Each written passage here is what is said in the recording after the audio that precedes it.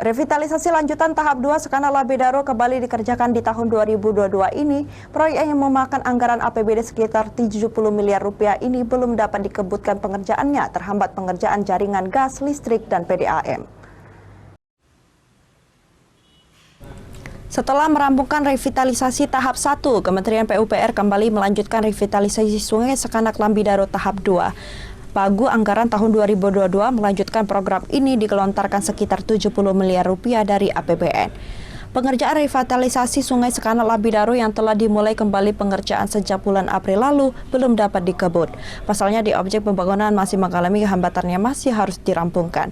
Kepala Satuan Non-Vertikal Tertentu Pelaksanaan Jaringan Sumber Air atau SNFT PJSA Kementerian Pekerjaan Umum Perumahan Rakyat Ali Cahyadi menyatakan sejumlah jaringan masih menghambat pengerjaan antara lain jaringan PLN, jaringan pipa gas negara, dan jaringan perusahaan air minum Tirtamusi Palembang. Saat ini proses pengerjaan revitalisasi dengan panjang rencana panjang 12,2 km baru dikerjakan sekitar 4%. Padahal pengerjaan proyek ditargetkan rampung pada akhir Desember 2022 mendatang. Kemen PUPR terus melakukan koordinasi agar hambatan yang terjadi saat ini tidak berpengaruh terhadap target rentang waktu pengerjaan proyek.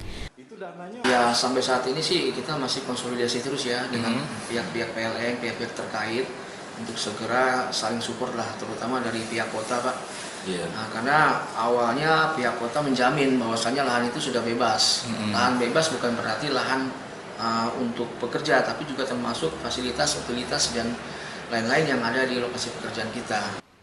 Sementara itu, pihak PLN sendiri belum dapat dikonfirmasi lebih lanjut. Kepala Bagian Humas PT PLN Persero Unit Induk Wilayah Sumatera Selatan, Jambi, dan Bengkulu sedang berada di luar kota.